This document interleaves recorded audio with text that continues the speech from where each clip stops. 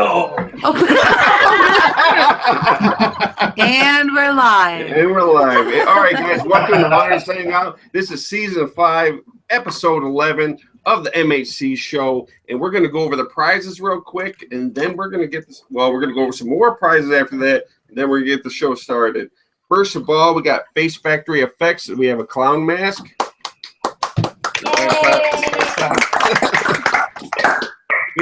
we have Fright Props, a zombie mask. Looks really cool. We have Sinful audio sounds for effects behind a house and escape rooms. Froggy's Fog, 1 gallon of bog juice. Got a lot of prizes today. Sam Haines, Something Wicked, sounds of horror and Halloween.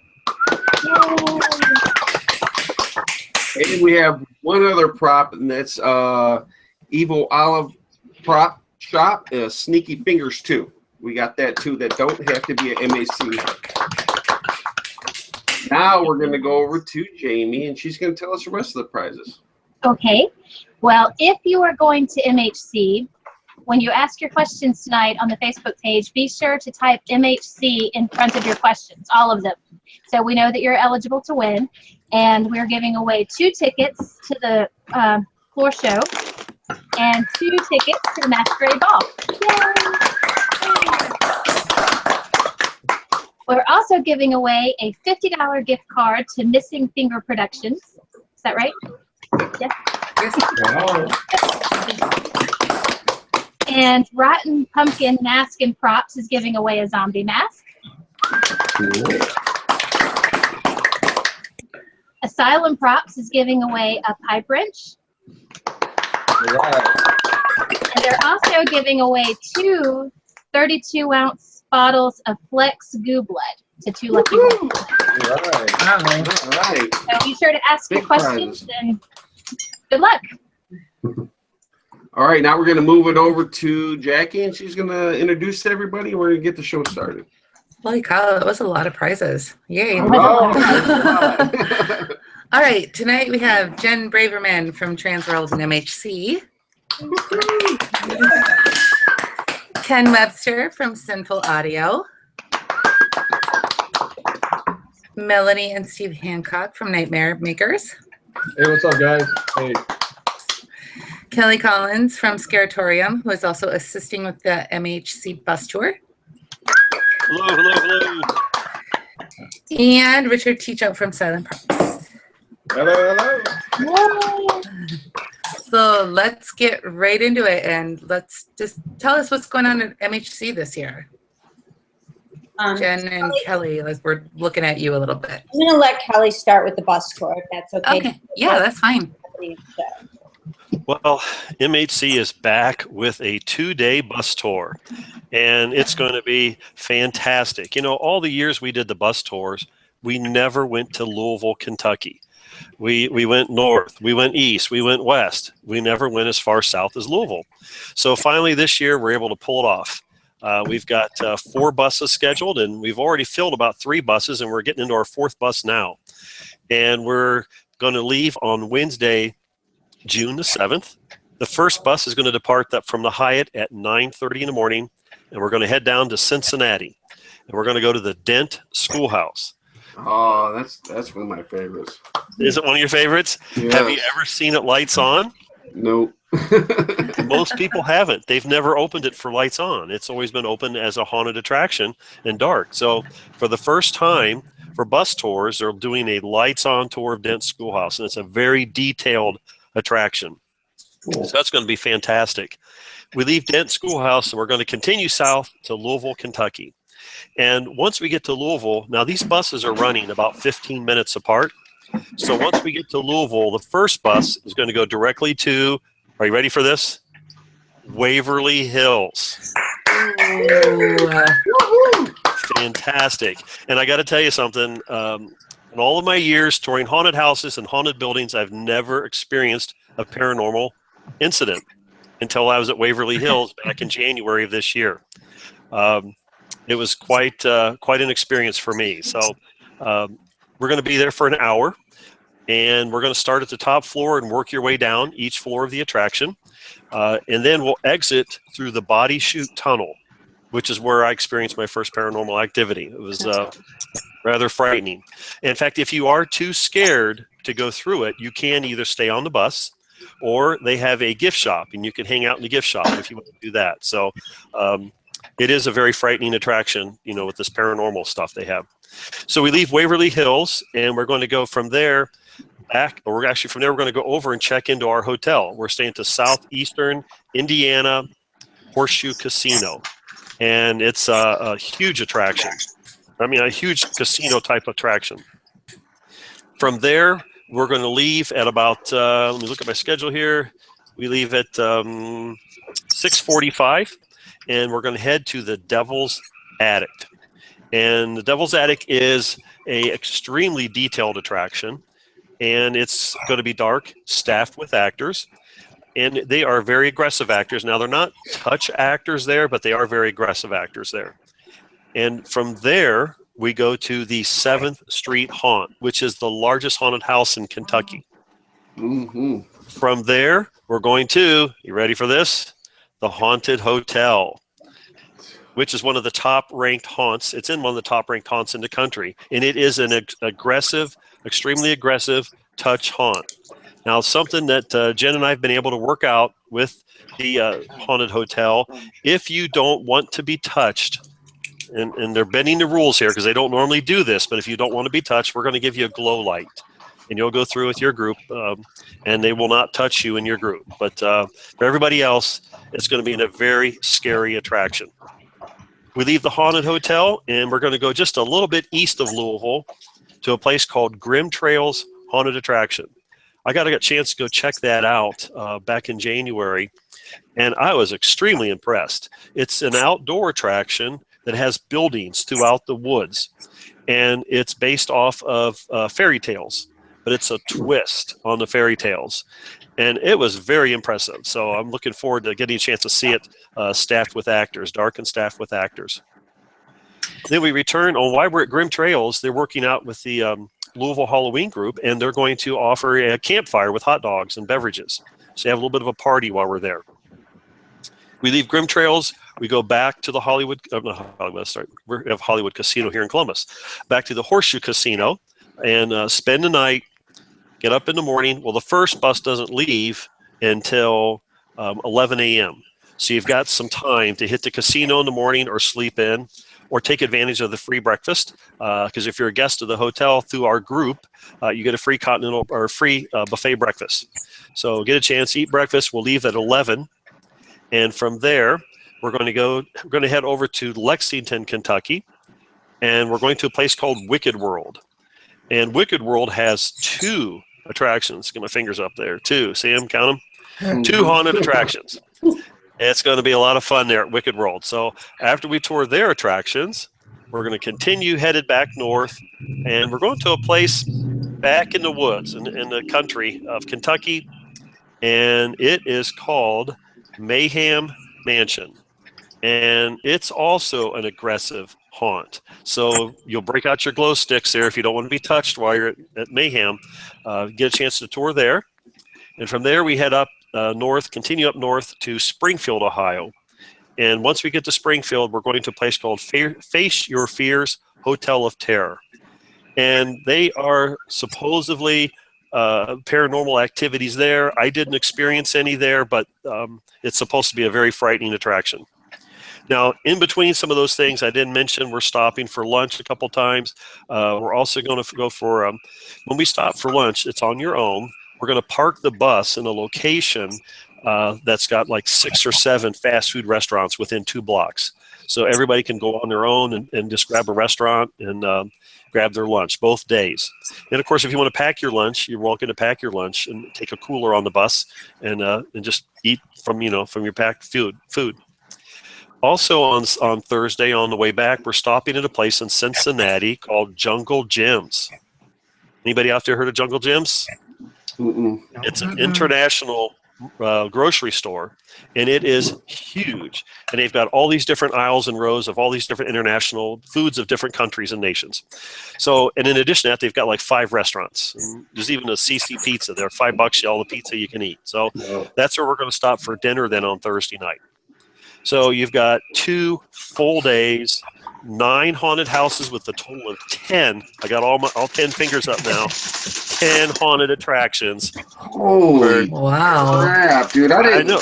299. Is it 99 or 95, Jen? 295, I think. It's $295. $295, and you're going to see 10 haunted attractions, guys. And that That's includes your insane. bus tour. It is crazy, isn't it? And you're going to get a chance to. We're going to play games on the bus. We're going to have activities. And some different prizes on the bus, get a chance to win prizes. So it's going to be a lot of fun. Now, what it doesn't include your meals, except for that free breakfast on Thursday. And it doesn't include your hotel, which is really reasonable. Jen was able to negotiate. She twisted her arm really bad. She got him down to a $69 hotel room rate, plus taxes and stuff like that. But good job, Jen, on the discount on the hotel room, $69. So fantastic. So Awesome. guys, what's holding you up? If you haven't signed up yet, you need to be doing it right So- away. So, bus so what would fills up. the whole total cost be?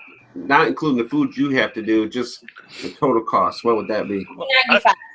I've had people tell me, and I just say, if you got $400, that'll cover all your meals, your hotel, the bus tour, everything. And if you pack your lunches, you could do it for about $360, maybe $370, something like that. $380, I don't know. Pocket change, right? Right. Ugh. Man, that's awesome. That is. That's like Super awesome. that leaves on Wednesday, right? Wednesday morning, yes, 9:30 from the Hyatt. That's great. I got a question from Donald Garza. Is there any special theme this year or presentation? Any special, what is it, presentation? Special Or theme. Theme. For the bus tour? No, I don't have a theme for the bus tour, but we're headed to Louisville, guys, and first time ever. So that's our theme. We're finally going to Louisville. I have a question for you, Kelly. Yes. You talked about a paranormal experience at Waverly Hills, but you didn't elaborate on it. Do you want to? Do you want me to? Well, yeah. Well, okay. There was a group of 6 of us, and we went down there, got down there about 9:30 at night, and we met the owner. She took us up to the top floor, and 2 of the guys with me, fingers up again, 2 of the guys with me they're paranormal investigators, and they were so excited to go to this place. They'd always heard about it, but never been there. And so they had their meters out, and they were measuring things, and we're going through the building. We get down to the bottom, and they had these meters that started with green lights and yellow lights and red lights. And it would go up to yellow a few times. Room, I think it's 502 or 402 or something, where this nurse died, whatever. So anyhow, we get to the bottom, and she says, you guys want to go through the body chute tunnel? And I said, what's the body chute tunnel? And she said, when people died, thousands and thousands of people died at this. It was a TB hospital, tuberculosis. And they didn't have a cure, and they used to do some horrible things to try to get people to be able to breathe. And it was just terrible things they did there. But a lot of people died, and so they didn't want the patients to see people being taken out of there, that had passed. So they dug a tunnel that ran underground, 500 feet underground, and it's 6 foot wide, 7 foot tall, and the bodies would be on a cart, on a gurney, and they would lower them down this tunnel. And then they would put in mass burial in the graves out in the woods there. Some of them they put in hearses, some of them put on train cars. So we get to this tunnel, and the 5 guys that were with me all wanted to go down to the bottom. And at that point, I just didn't feel like going down 500 steps. So I said, no, I'll just wait here for you. Well, there's no electricity. It's pitch black. In fact, reminder, everybody bring flashlights on the bus tour. It is pitch black. And so the 5 guys go down the stairs. They get to the bottom of the stairs, and I'm at the top of the stairs with the owner, Tina. She and I are standing there, and we can't see each other, but we're talking. And I can hear the guys talking. They turn around. They're coming back up the stairs, and they get about maybe 50, 70 feet away from me, and they disappeared. Now, 5 guys with flashlights walking up the stairs disappeared. And I'm looking down the tunnel and I'm thinking to myself, what just happened? Did my brain malfunction? Are my eyes closed and I don't know it? I don't understand. And Tina, who's about 2 feet to my left, says, do you see that? And I said, I said, where did my guys go? What happened to them? And she said, well, the entity was standing in front of me. I assume he's in front of you now. And I'm like, what are you talking about? Well, just then, my guys are now visible again. How the hell did that happen? That's what I don't understand. For about 5 seconds, they disappeared. And Tina's rationale, who was standing next to me, said, well, it was the entity. He was in front of you. That's why you couldn't see him. So I was kind of freaked out by that. Well, then my guys are coming up the stairs. So either somehow somebody hung something in the tunnel to block my view, which they didn't. It's a solid concrete tunnel. Or all 5 guys simultaneously turned off their flashlights for 5 seconds and turned them back on at the same time, which they swear they didn't do. And their voices, they're walking up the stairs. So they didn't do that. So I don't know what happened, but it was my first paranormal activity I've ever experienced something. So the guys get up to me. They're just a couple feet away from me. I go, you guys aren't going to believe this, but right then their meters pegged at red. And they're all screaming because they've never seen their meters peg at red before. And I don't know. It just kind of started from there. And then we kept having experiences like that until we got out of the building. So you asked, that's what happened. Well, I'm not promising anything. It's pretty freaky. Holy cow. Yeah, that's super freaky. Jen. Yes. What else is going on? Let us know. Okay. So when you get back, Kelly, about what time are everyone getting back on Thursday night? First bus gets in about 11:30. Okay. So you'll get a good night's sleep after that, and then Friday you're going to wake up, and there's all day full of seminars. So buy a package for $90, or you can buy them individual. We have a lot of great speakers for this year. The lineup looks really good, so we're excited. And then Friday night, we're going to Scare Factory. Now, Scare Factory has moved into a 60,000 plus square foot building with 3 different floors, and they're going to be doing a huge blowout sale. So if anyone's interested in buying product from Scare Factory, now would be the time to do it. He's also got a grill and everything there too as well. It sounds like a whole outdoor patio. So he's going to grill up some hot dogs and things like that. And you guys kind of get a chance to see his new facility and walk around. From there, you'll head over to the Haunted Hoochie, where you'll be I want to go there.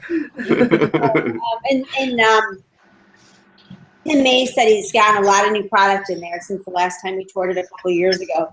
So it definitely sounds like it's going to be a pretty neat tour. And then, obviously afterwards when the tour is over, Friday night, the bus will bring you back. If you don't have an interest in going to Scare Factory and you don't have an interest in going to the Haunted Hoochie, we are offering Flanagan's again, which is an area that's probably about 20 minutes from the convention center, and it's almost like being at a resort. There's a swimming pool that's private for us. There's volleyball courts. We're going to be offering a free drink ticket. We're going to do some snacks. Last year was a really big thing, and everyone had a great time hanging out. But I just want to emphasize that you're not going to be able to go from the Haunted Hoochie to this after party unless you want to drive yourself. We're not going to be responsible because there's no way to be able, with the timing of everything, to be able to get people from the Haunted Hoochie to Flanagan's. So I think a lot of people who buy that ticket to Flanagan's are just going to Flanagan's late night party only, which is going to start around 9 o'clock. I have a question for you, Jen, from Brent Wilson. Yeah. Can they purchase props during the Scare Factory tour? Yeah, that's a really good question. I can find out from David how he's doing it, but my thought is yes. He's going to be selling everything on site. And Corey Northrop would like to know if they can just go to Scare Factory and not the Haunted Hoochie? Yes, you can do that too. We can have if there's enough people who want to do it, we can have a bus that either the where Scare Factory moved, I guess, is about 5 minutes from the Haunted Hoochie now. So what we can do is set up one particular bus that'll go right back after we drop everyone off at the Haunted Hoochie and take you back to the Hyatt. Great. Cool. So that's Friday night. I think that's a lot of stuff. That's a lot of options for things to do, obviously. A lot of awesome options. I was like, why would anybody not want to go to all of them? Right. That's what I'm saying. I know. We have a little something for everybody. So we're really excited about the setup for this year. And then Saturday, obviously the show floor opens. It's going to be great. We were loaded with seminars on Saturday, and then Saturday night is the masquerade ball. So I think the weekend's going to just be an amazing weekend between the 2-day bus tour, the haunt tour on Friday night, Flanagan's, the Scare Factory, the show floor opening up on Saturday as well and Sunday. I think it's just going to be a weekend of a lot of fun. We're really excited about it for this year. Sounds amazing. Michael Lassiter would like to know if anyone on the panel is teaching seminars at the MHC. Anybody on the panel teaching? I am. Uh-oh. This is Kelly. I'm actually teaching Kelly. a class on Saturday morning. And the class is going to be on turning an actor into excellent queue line actors. So I'm going to be teaching several different queue line positions, and I'm bringing in actors who are going to be performing in those positions. So you get a chance to see and learn some techniques of some of our queue line performers. And those of you that have been to the Scaratorium in the past have seen our queue line performers.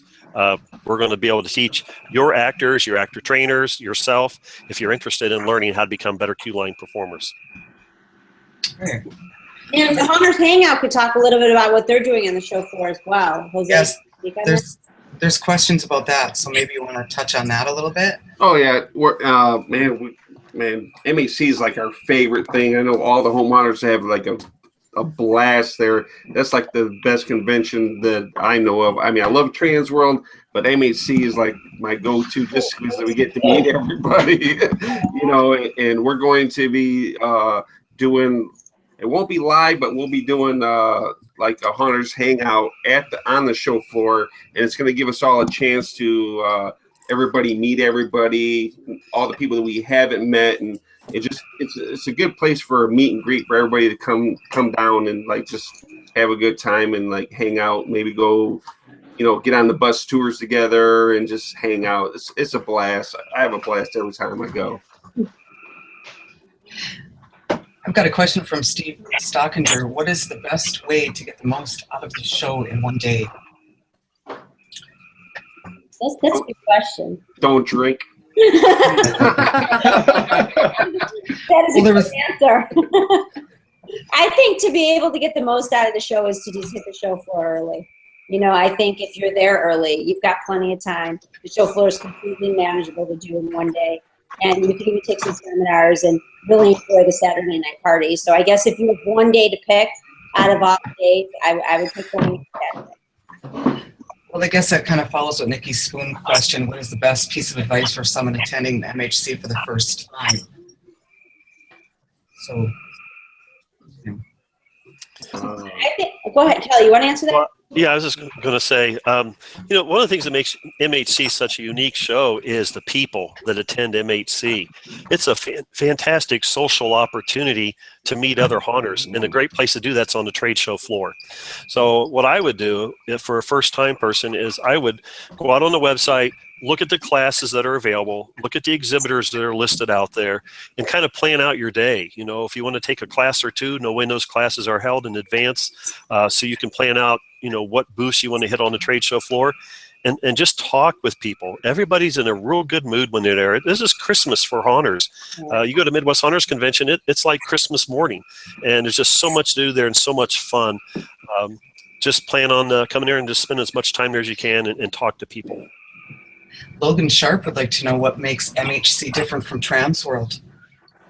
Wow. Well, I would say the one big difference is the show floor.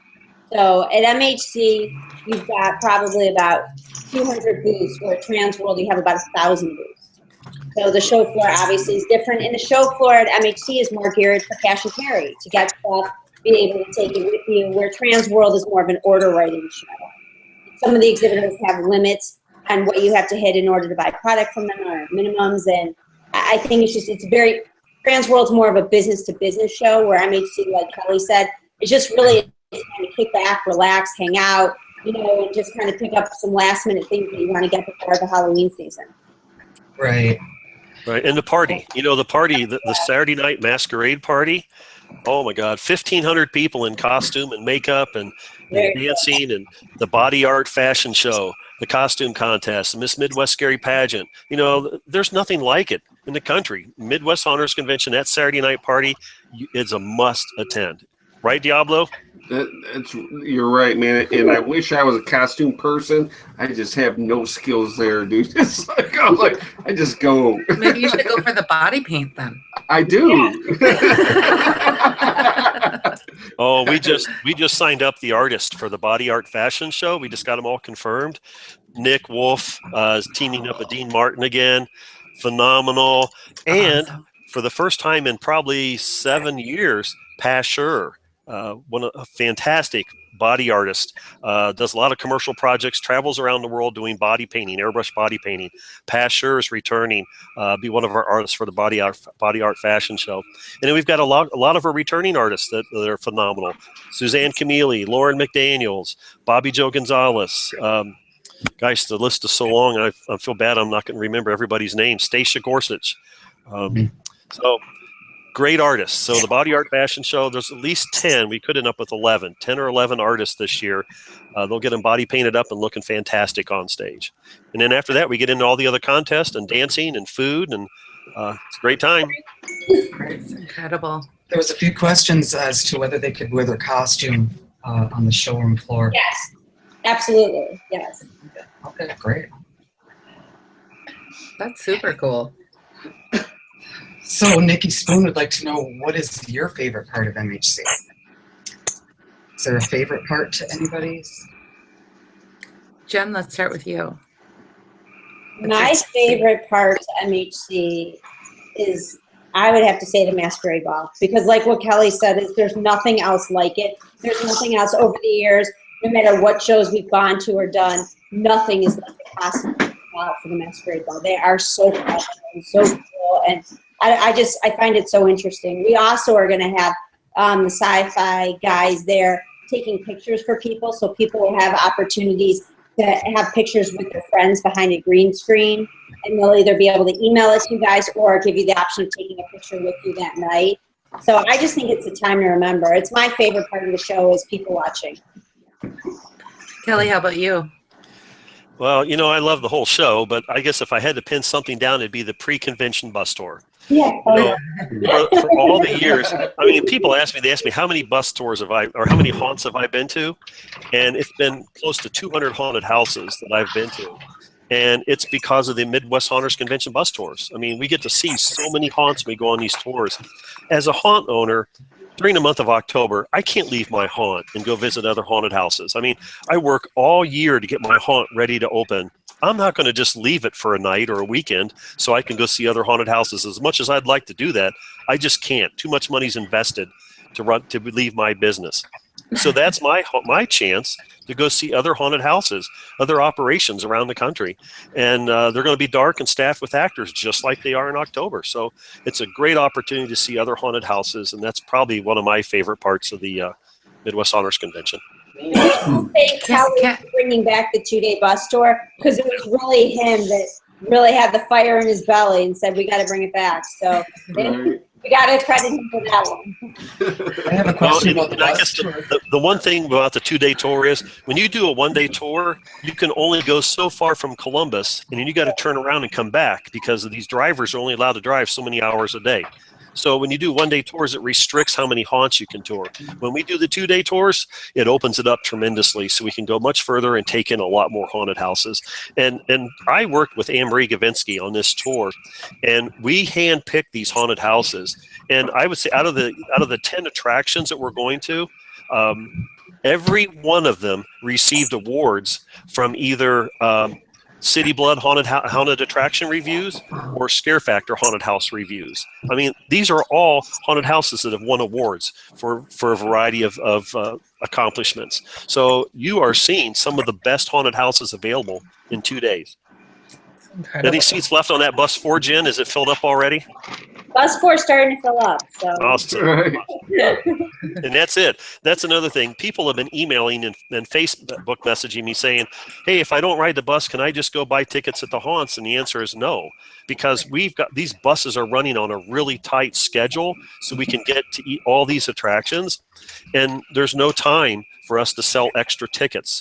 We're limited to like 218 passes, I think, between the 4 buses, and that's it. Now, if somebody wants to drive the bus, they can buy a ticket for the bus in the whole route, and just drive themselves. You're welcome to do that. We won't resell your ticket because we can't add any more people through these haunted houses. They're on such a tight schedule, it won't work. But you can drive the tour if you want. You just buy your ticket, and you'll meet me at the first stop or come to the Hyatt, and we'll get you your wristband there. And so you could do that. Some people do drive.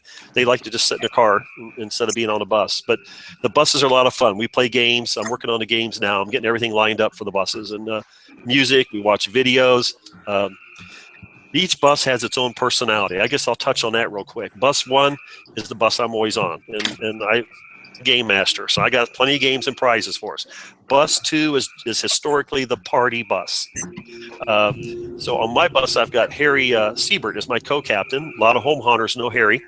He works for me at the Scaretorium, but he's a former home haunter, Count Script. Bus 2 is Tater. I think a few guys have heard of Tater. Never heard of them. Yeah. And Kelly Carter. So they have some fun things they do. They tend to encourage drinking on the bus. We always refer to Bus 2 as the party bus. Bus 3, this year we've got Chris Conlon and Preston, and sorry, Preston, I can't think of your last name, with VFX. So they're the Venom. I'm sorry. Yeah, Venom VFX. Venom, that's it. And so they're the sponsors of the bus tour, and they're going to be the captains for bus number 3. And then bus 4, we've got Eddie McLaren, and I'm not sure who Eddie's co-captain is yet. But Supposed to be Beyonce, but I don't think she can make it. So he'll have a co-captain. So each bus has a little bit different personality. They run about 15 minutes apart. And the other thing too is you guys can email me if you know what bus you want to be on. So if you want to be on Kelly's bus, you can email me in bus 1. Bus 2 obviously is Peter and Kelly, and then bus 3 would be the Venom VFX bus. So whatever you guys want to do, if you have a special bus, let us know.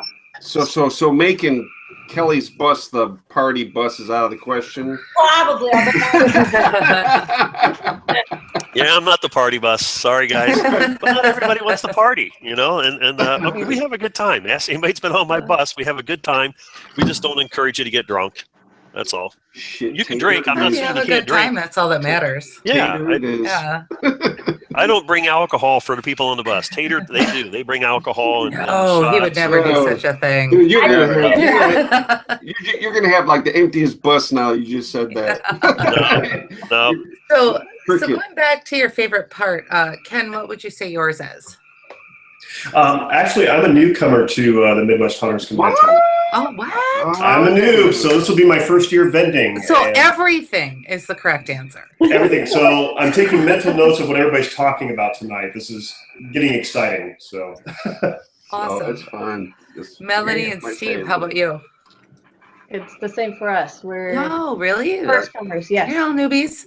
What? Ah. And Richard, are you new too? No, I've been to MHC as a vendor a couple Yes. times, and I've been there as a customer a couple times before that. So to me, MHC, the show floor, is where it is to me because I really get to spend time talking to people, customers or people I've chatted with or other hunters. I'm excited about the bus tour this year, but I'm depressed I don't get to go see all the haunts because the bus tour is coming to one of my haunts. There you go. And so I'm going to be at 7th Street. I don't get to see all of them all, but I'm excited about it. The bus tours are awesome. But I really just like talking to people and seeing all the different vendors and all the different hunters and home hunters and all the other pro hunters and seeing what they do. I learn a lot from others. So that's kind of what it is to me, is spending time talking to people. Yeah, and it gives people a lot of encouragement and stuff. That's a cash and carry. That way you can come, spend your money, bullshit with the vendors. They and chat. I mean, it's like a one-on-one that you don't get at a lot of conventions. Right. And there's a lot of vendors that take orders too, especially on some of the bigger things. You can't take 100 of those to a show. Yeah, we have a good time. It's talking to people and getting ideas and giving ideas. Right. Awesome. Kathy, where are you at with the questions we have? Oh, let's see. I've got a question for Kelly. What is the craziest haunt you visited? You visited so many. Wow, that's a good question. Craziest haunt that I visited on an MHC bus tour, I'm assuming. Right. That's Sure, what we're yeah. talking about. I guess two of my favorite. Well, I've got more than two, but some of the top ones that I've been to over the years would be Erebus in Detroit. Right. Fantastic show. Another one would be the Factory of Terror up in Akron, Ohio. Both of those are very large haunts, talking 45 minutes to an hour, probably closer to an hour to go through them.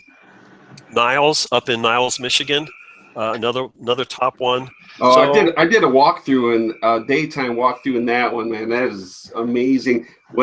It was so crazy. It's like, I guess the guy that did it was like an old engineer, so everything was old school, like wood and pulleys and everything. I was like amazed with that one. I was like, wow, that was crazy. Dent's another one of my favorites. Gosh, like I said, I have so many. Land of Illusion over in Middletown, Ohio. They've got 6 attractions there. We were hoping to get them on the tour this year. It just didn't work out. We couldn't make it happen this year, but we've been to Land of Illusion before. And I'm really looking forward to this tour and finding out what's going to happen at Waverly Hills. I'm hoping that the person that was there when I was there back in January isn't there again. I have another question for you. Melissa Paulson would like to know about the bus tour. How extreme is the contact on the touch haunts? Good question. Kelly, go ahead.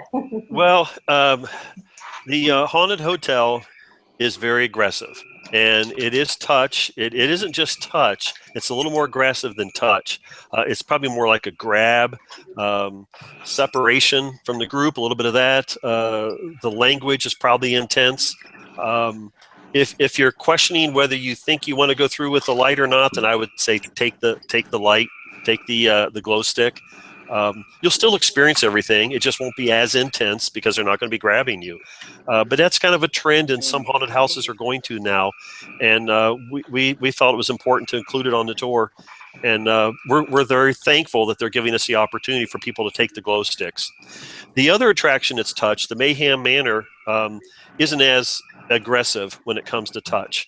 They do touch, but they don't do the grabbing as much, and the language isn't probably as abusive and rough as it will be at Haunted Hotel. But it's going to be quite an experience.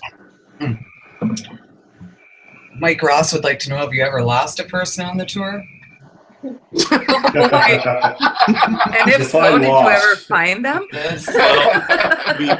You mean left the person behind or lost them? Well, we did have someone have a panic attack a couple years ago, and ended up going. They had to take her to the hospital, and I don't. Really? She wasn't on my bus. She was on another bus. Tater's bus. Tater's bus. Yeah. Yeah, I think it was. Yeah, but someone had a panic attack on one of the buses. But no, we've never lost anybody.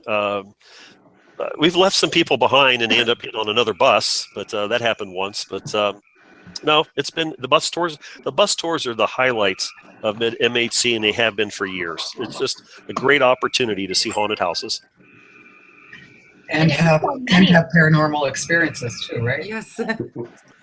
Well, me personally, I've never had one until January at Waverly Hills. All these years, I've heard people talk about them. I've just never experienced it.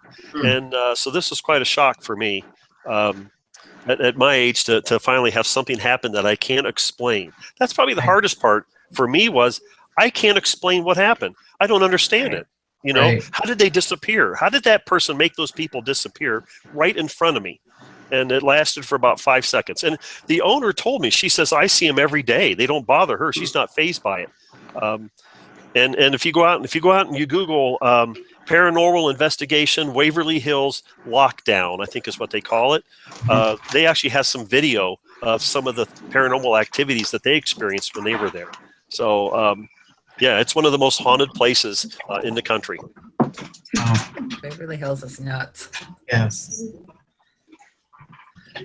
I have a question from Michael Skaggs about the zombie walk. Is it still on? There was a lot of talk about the zombie walk, and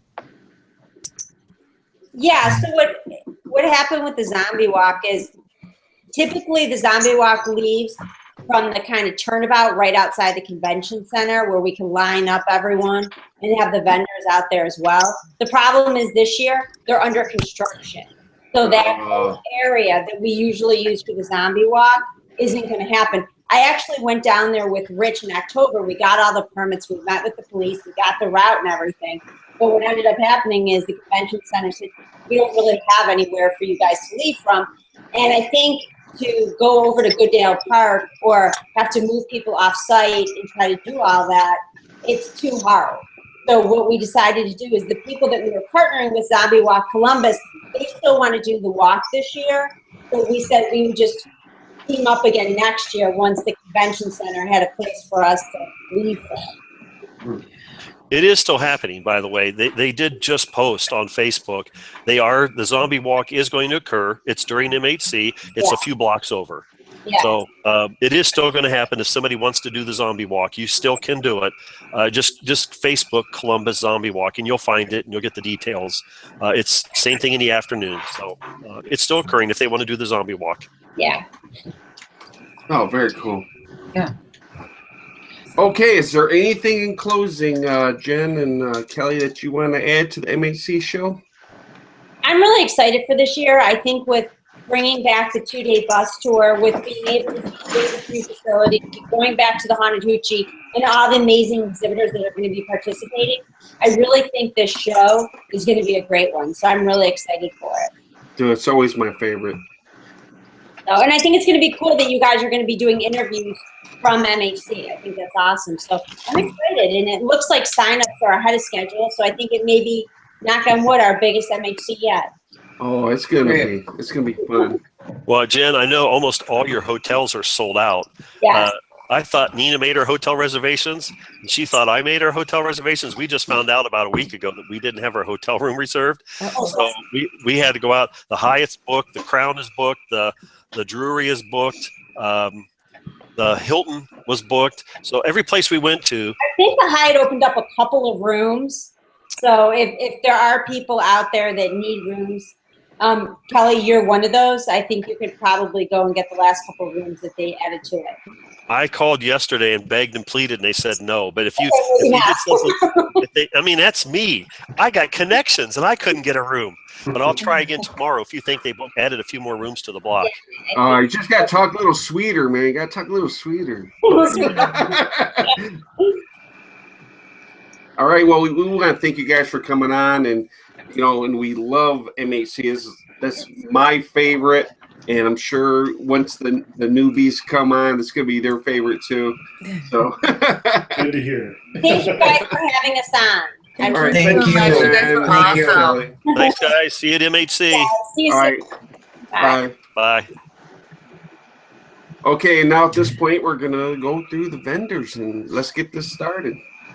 All right. Okay, so sorry, I'm throwing off here. No pressure. No pressure at all. Okay, Ken, tell us about yourself. And hello. Real privilege to be on here, guys. Thank you for this. This is excellent. Like we just talked about, first time there, and I'm going to be at booth 617. So come on by. I'm with Sinful Audio, so I provide sound effects and atmospheres, as well as audio reinforcement products. And if it wasn't for, and I gotta say this, if it wasn't for Tammy and Dave Boston at the Boston Haunted Manor, I'm not sure I'd be coming out.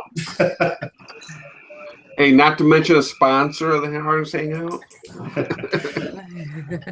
Well, everybody, I tell you, just from what I've gotten so far, having not met any of you in person, very encouraging and just very supportive. So if the trade floor and everybody there is anything remotely like this, I'm going to have a great time. So. Oh, you will. Yeah, good stuff. I have a question for you, Ken, from Ryan Gregor. Will you have your audio available for listening in your booth? And absolutely. Cash and carry take home? Yep. I'm going to have it on several different speakers as well, so you can kind of check out how it sounds in different scenarios on different speakers. All the libraries I carry, if you want to listen to one, two, all of them, I can plug those in and welcome to listen. Kind of check it out first. Cool. And then I saw Kevin snuck in here. Kevin Destro from Missing Finger Productions. Yeah, I'm here, but I'm hearing like dual audio because I'm new. And Should we skip you? Technically challenged. Oh. Well, I don't know. We can skip you and come back. We'll do that. Melanie and Steve, Nightmare Makers. Yes. Yeah, okay, so Tell us- yeah, this is our first MHC. We've only ever done one other convention before, so we've only been in business for a year, and we're really excited. By the way, thank you so much for having us on. I know that Diablo said that he was going to shun me from the group unless I came on and did this.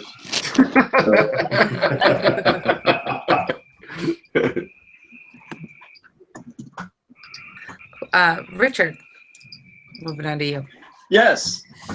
So I'm with Asylum Props, and we love MHC. We have too much fun at the show. But it's we take and do a lot of foam bodies, foam props. You know, kind of our niche. So we're in Louisville, Kentucky, actually, and I've got two different attractions here that I'm an owner of: the Asylum Haunted Scream Park, that's a 42-acre theme park, and the 7th Street Haunt, which is a 25,000 square foot indoor, which is on the MHC tour. Go to the bus tour; you guys will have fun. And part of the byproduct is I had more space than money, so we had to find ways of making things.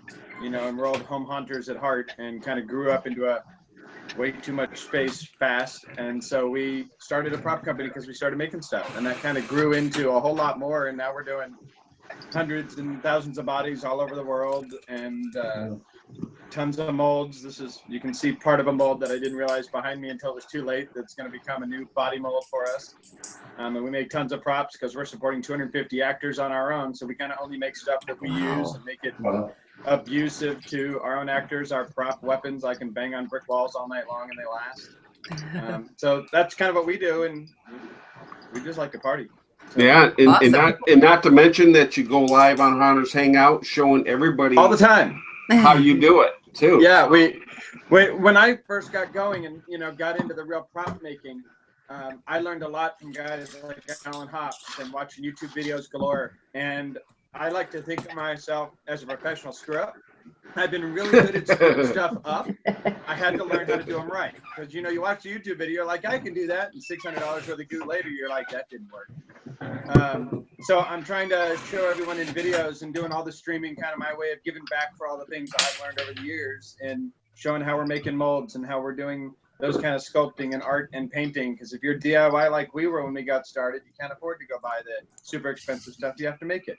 So we're trying to share back. Here's how we do it.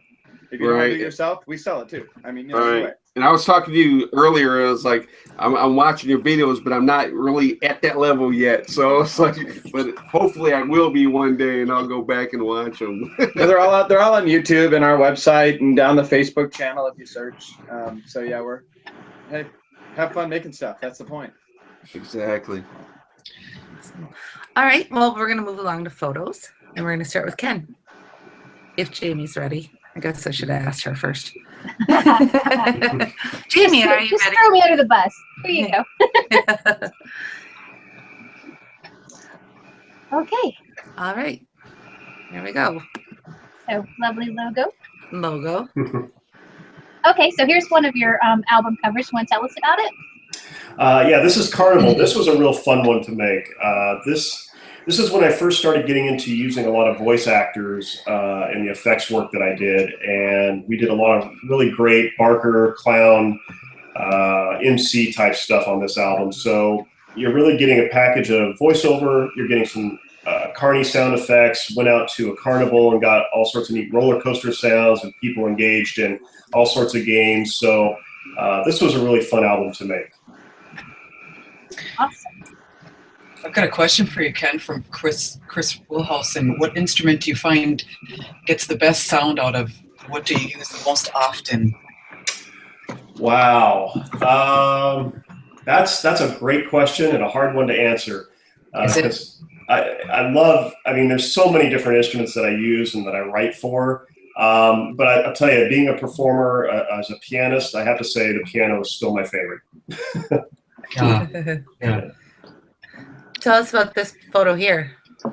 EVP. So this was inspired as I went out to a garage sale. I found this old beat up cassette recorder, and I thought, how cool would it be to kind of give that sense of, I've just recorded an EVP, an electronic voice phenomenon, and to replicate that in the studio. Unfortunately, I never really caught anything that was real, but this is a great little library if you're looking for kind of that reverse reverb sound effects, children, something in the ether, haunting you from beyond. This is again more voiceover type actors that I've used and manipulated and modulated the sound effects for, but really geared towards that electronic voice phenomenon that a lot of these ghost hunters go out and try to find. It's a creepy picture. Sounds of Halloween. Sounds of Halloween. This was kind of a request a year ago of something that was very general. Folks were really asking for, from a consumer and prosumer standpoint, they wanted just a really general atmosphere of Halloween sounds they could just put on, run for an hour, and have it loop that really just kind of gave an eerie sense of Halloween. So it's got an hour atmosphere on there with all the individual sound effects that make up that atmosphere, so you can kind of put it together yourself. If you're, a lot of folks like to do it themselves. So if you want to create your own playlist, you can go for it on this. But if you want to plug and play, throw in that atmosphere and, just go at it, that's a great library for that. I've got a question from Logan Sharp. Any audio advice for an outdoor home haunt having trouble with noise pollution? Noise pollution from like traffic and road noise, that kind of thing? Sure, right, outdoors, yeah. Proximity. So if you've got your outdoors set up and you've got a walkway or something like that, and you're really trying to get a scare, get your speakers close by to where your actual scare is going to be. Directional. You want your speakers on the ground facing up towards the person, not usually from the top down. Oh, really? Wow. Generally works a little better. Also, play with, if you have the opportunity in the space, try working with some of your sub-frequencies and bass. If you've got a lot of road noise, but people can feel something as they're walking towards it or standing even for a moment, they can feel that in the ground, give that a shot. Great. All right, so zombie. Yeah. So this is new this year. In fact, this is probably only, I want to say, 30 days old. We came out with several bundles for prop sound effects. We were really geared towards wanting to provide sound effects for anybody who's building a prop, and we're looking to come out with as many sound effects libraries as we can for this. We've got zombie, pirate, we've got children, and a couple others, but this is something we want to just have rotating and provide more material for very often during the year and just refresh it as often as possible.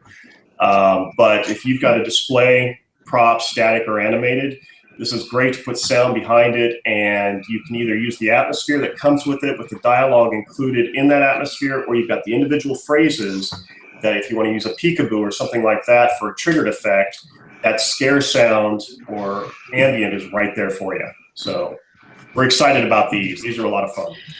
And what's your booth number? What's your booth number that you're going to be at? 617. 617. Corey Northrop would like to know, how many albums do you have available?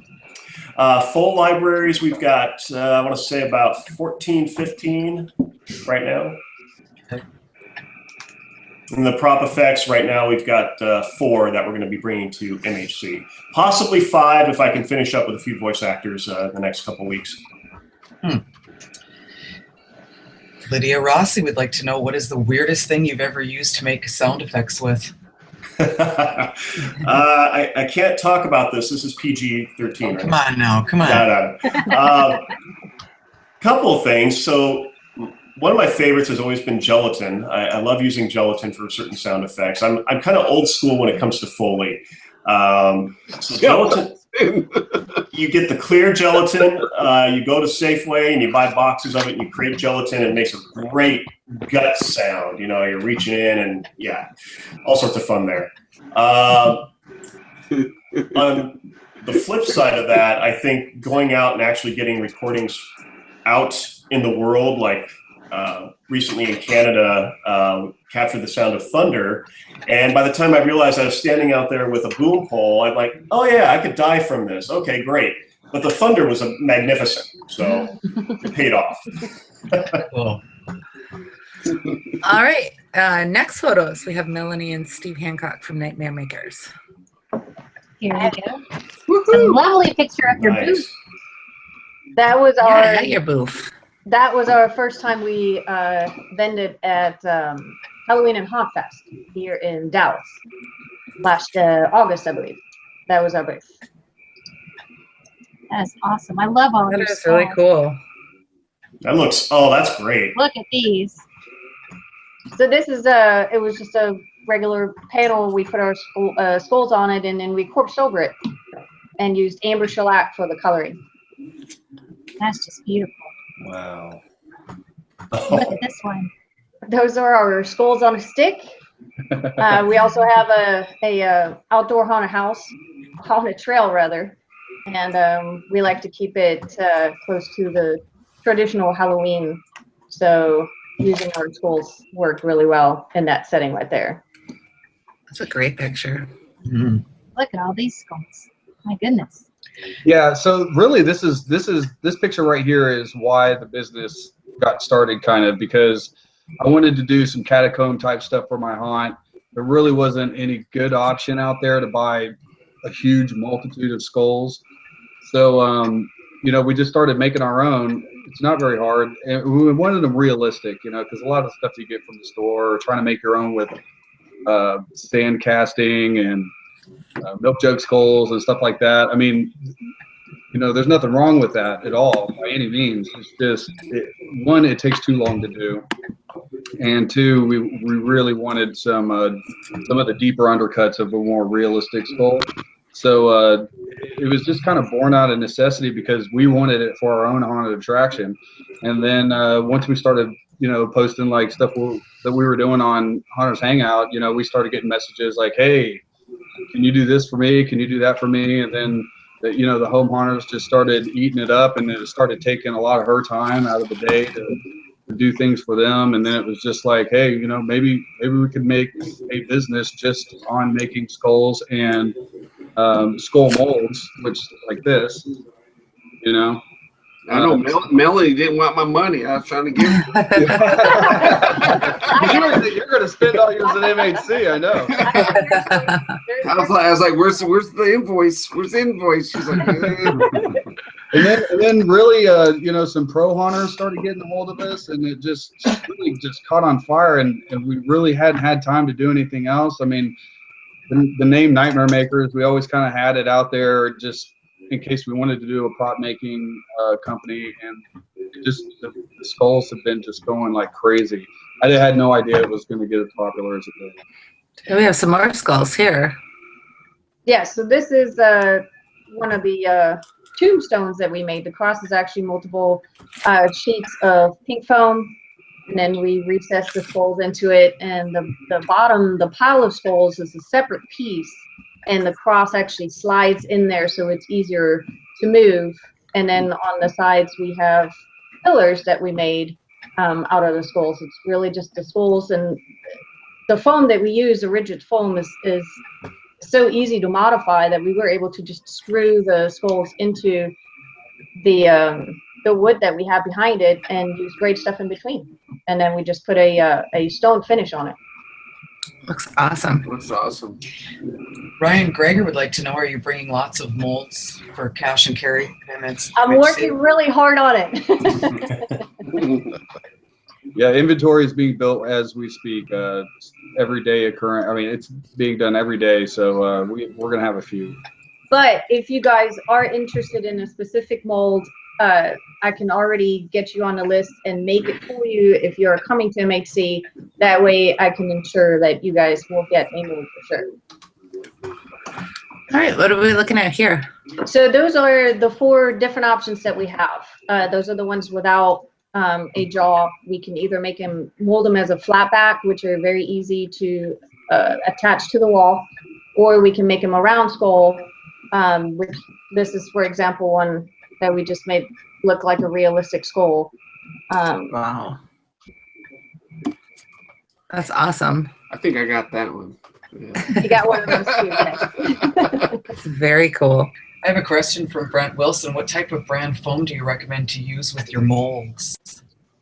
Well, we use a 6-pound rigid casting foam. We get our supplies from Brick and Yard here in Dallas, also called Biddy for short.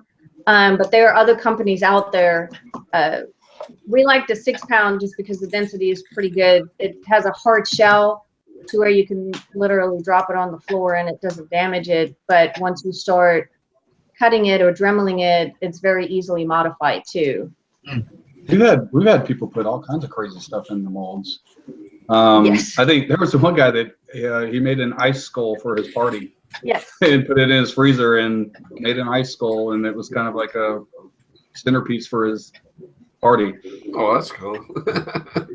Yeah, I mean, really all we do is the resin or foam. I know some people have been putting crazy stuff in there like concrete, but we haven't ever done that, and I don't know if we can recommend doing that necessarily, but I mean, for the 6-pound casting foam, and then some of the other more pliable foams is fine. Yeah.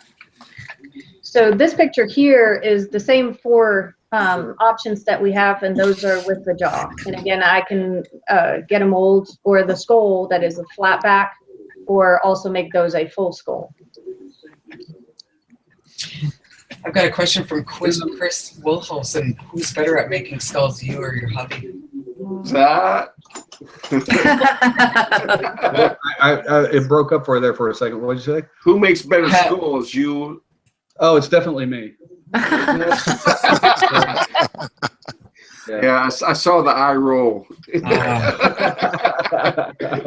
Well, Kevin knows I was in the military, so she will never roll her eyes directly to my face. Oh man, yeah, I just heard that come out of your mouth, and I was like, oh God, no.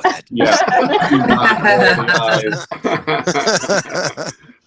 So this picture here is 2 of the mostly picked skulls that we have, because they look mostly realistic and such. People really like those, and that's just one of the finishes that we have.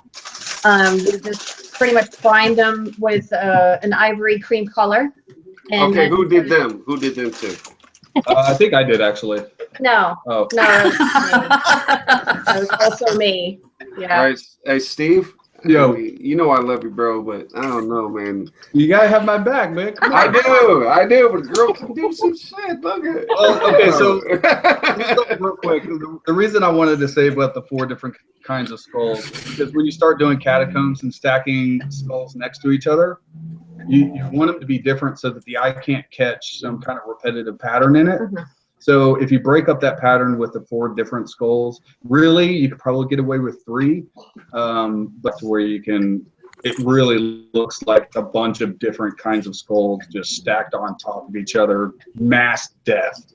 And then you can also chip the teeth off, because that foam is just very easily modified. So you can chip the teeth off and make that one look different again. It just makes it look more realistic when you have different types of skulls. Right, and here's a picture of the molds that you guys make. That is a flat back mold, yes. So you can, again, we sell the skulls also, but on this one you can pour the foam or resin or whatever you want to use.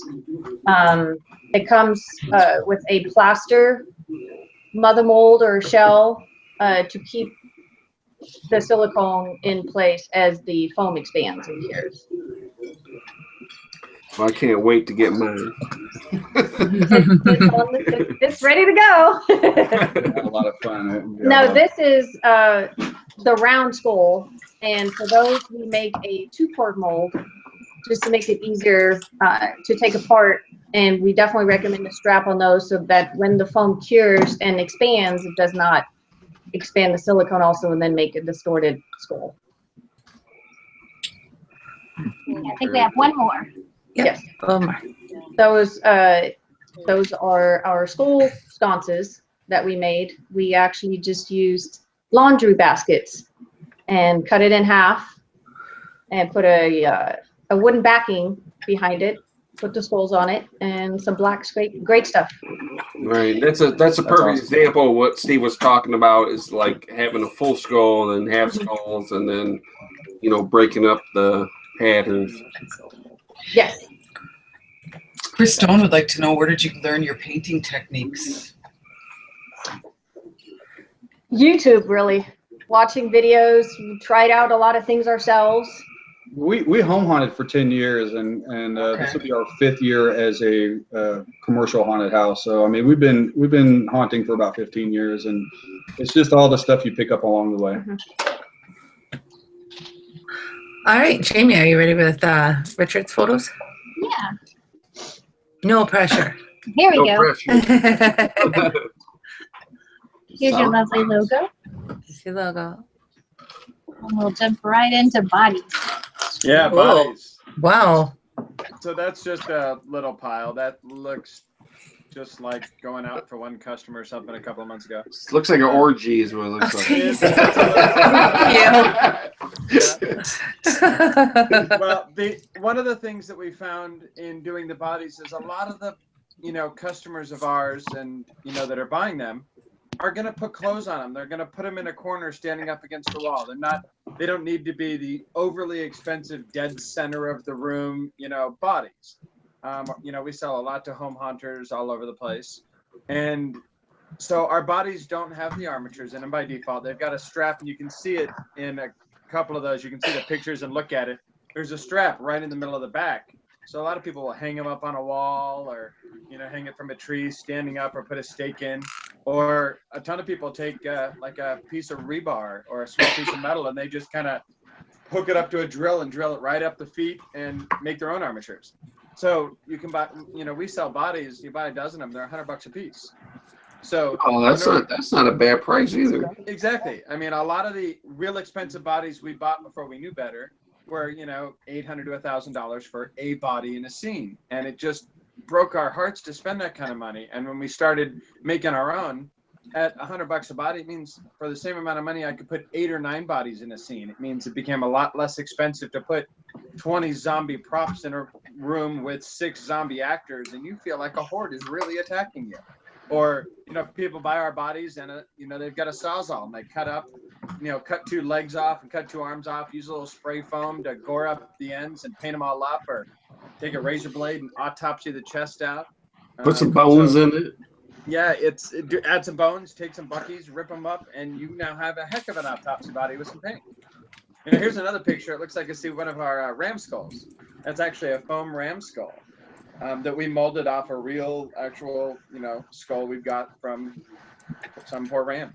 And we've got cow skulls, and we've got a whole ton of different props. So, we ended up making these originally for a scene of our haunt. And we put 30 of these. We now paint them different colors. We've got light ones and dark ones, or colored ones, or bloodied ones, and deck them out a whole bunch of different ways. People cut the horns off and use them to put onto their own, masks they're making as just a foam horns. I think we even sell them separately on our website. And that looks like it'd be cool on a staff. Yeah, it works great on a staff. We've had a bunch of people do that. We get a lot of cosplayers who buy from us who do that as well. I'm coming for that ram skull. Or carve out the bottom of the head so it's sloped and it fits onto a hat, so it becomes something they can wear too. Oh, that's crazy. It's like the Skeletor staff with the ram skull on it. Exactly. That's not my icon or anything on Facebook. No big deal. No big deal. That's awesome.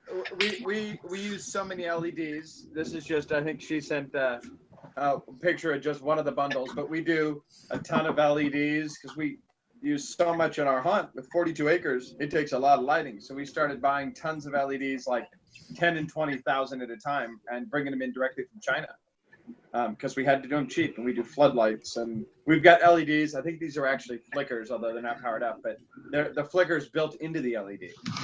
So I don't have to run a flicker controller to make candles. I can run these into PVC pipes with some spray foam and gore them up, paint them up, and build an entire room of candles that just works off a little 12-volt plug in the wall. Oh, So that's awesome. We're all about DIY. Obviously, Right, home hunter style. Yeah, home hunter style with 42 acres is a whole new paint. Let's see what else you have. Questions for you. Oh, this is one of the wrenches we're giving away. We'll let someone pick whatever color if they win it, but that's a 36-inch wrench. Wow. That's That's awesome. Yeah. So I've got a question from Michael Skaggs. Are your bodies paintable? If so, what paint do you recommend? Absolutely, they're paintable. There's a couple different ways to paint them, and it depends on what you're trying to do and how much detail. The idea of having a budget body as a cheap body is a base. A lot of people will paint them with just straight house paint, a latex-based house paint. And I'll even send you the paint colors for the skin tones we use at Lowe's, so you can go get a can yourself. Or depending on the detail of what you're doing, people will use kind of a skin tone base and then use an airbrush, or just use any sort of inks. We use a lot of FW inks. You can get it at Hobby Lobby, and use it in an airbrush, or pretty much any you can use acrylics on top of it. Most of the time people are using house paints because you want to protect the foams, any of these kind of foams from UV. The ultraviolet light makes them kind of get older over the years. And so using latex-based paints or PAX-based paints, if you've got a bunch of that, using the airbrush makeup or airbrush paints will paint them all wonderfully. You can get extremely detailed bodies out of them if you're willing to put a little time and love in it. Nate Dingman would like to know, the bodies, are they plain-faced, are there different faces, or are they all the same? All of our bodies are actually life cast off people who work for me. So they're all real people. They're all different faces. They all have faces. They're from their life casts. Okay, well, I've got a 6'6" alien. That wasn't life cast. But all the other bodies are life cast. Well, that kind of leads into Chris Wilholzen's question. What's the biggest prop you've made? Oh, biggest prop we made is 20-foot tall body cross. We take like telephone pole and a bunch of crosses and add 15 or 20 bodies to it and then paint it all bloody, and it becomes this massively disturbing cross. For people who saw us at Transworld, there's a picture of it on my website, but we built an entire wall of bodies. I actually did some videos in Hunter's Hangout of us making it, where we just chopped up a bunch of bodies and parts and glued it all together. And so we're in the middle of doing about a 10-foot by 30-foot wall for one of my haunts in all of these kind of body parts. We make huge things. We have a lot of space. Got a lot of questions about the bodies. Are they posable? Are they heavy? How does the paint hold up? Well, we've got bodies that we made with an older foam we used to use, and we didn't like that foam quite as much. We moved to a brand new, much better foam. The old foam still, we've got bodies we've been using for 4 years now out in our haunt. They're still doing great. Every once in a while, the customer will come along and be magical and rip an arm off for us, so we just glue it back on. Or repose it. The bodies themselves have a bit of flex to them. So if you pose its arm up, it'll move up, but it's going to go back to where it came from. But you can add like a piece of 1/4-inch rod that you get at Lowe's and put it in it and pose it any way you want. Most of the time people are posing bodies, it's going to be a set position in the scene, like you're going to do it with your arm, the arm up or something. And so what we'll oftentimes tell people to do is Sawzall it. You want this body to sit in a seat, cut a triangle out of its stomach. And just literally Sawzall a triangle, use a little spray foam and glue it back together and bend its knees with another triangle. And now he's a perfectly sitting body, and they get a much better shape than some of the posable ones because he looks more realistic. Cool.